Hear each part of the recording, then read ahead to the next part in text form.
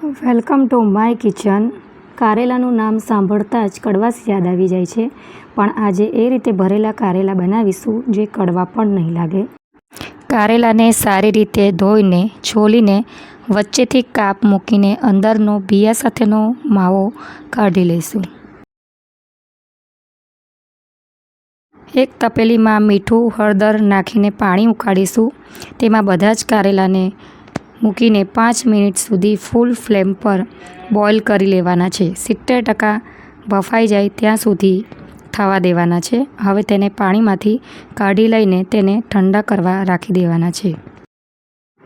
કારેલા ઠંડા થાય ત્યાં સુધી આપણે કારેલામાં ભરવા માટેનું સ્ટફિંગ તૈયાર કરીશું. તેના માટે અહીં મેં 1/2 કપ સિંગદાણા લીધા છે, તેને ક્રશ કરી લેવાના છે. ક્રશ કરેલા સિંગદાણામાં 2 ટેબલસ્પૂન જેટલું કોપરું એડ કરવાનું છે. તેમાં 1 ચમચી વાટેલા મરચાં, અડધી ચમચી જેટલું વાટેલું લસણ, અડધી ચમચી મીઠું એડ કરી લેવાનું છે. હળદર, ધાણા જીરું, લાલ મરચું, 1 ટેબલસ્પૂન જેટલી ખાંડ, 2 ટેબલસ્પૂન જેટલું બેસન એડ કરી લેવાનું છે અને સારી રીતે મિક્સ કરી લેવાનું છે.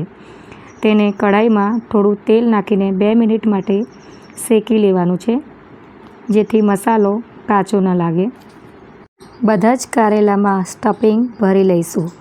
હવે એક કઢાઈમાં 1 ચમચો તેલ નાખીને તેમાં જીરું નાખીને ભરેલા કારેલા સાથે વધેલું સ્ટફિંગ પણ નાખી દેવાનું છે. તેમાં 1/2 કપ જેટલું પાણી નાખીશું, જેથી મસાલો ચોંટે નહીં. તેના પર ઢાંકણ ઢાંકીને ઉપર થોડું પાણી મૂકીને 10 મિનિટ માટે ધીમા તાપે રાખી દઈશું. હવે તૈયાર છે ભરેલા કારેલા.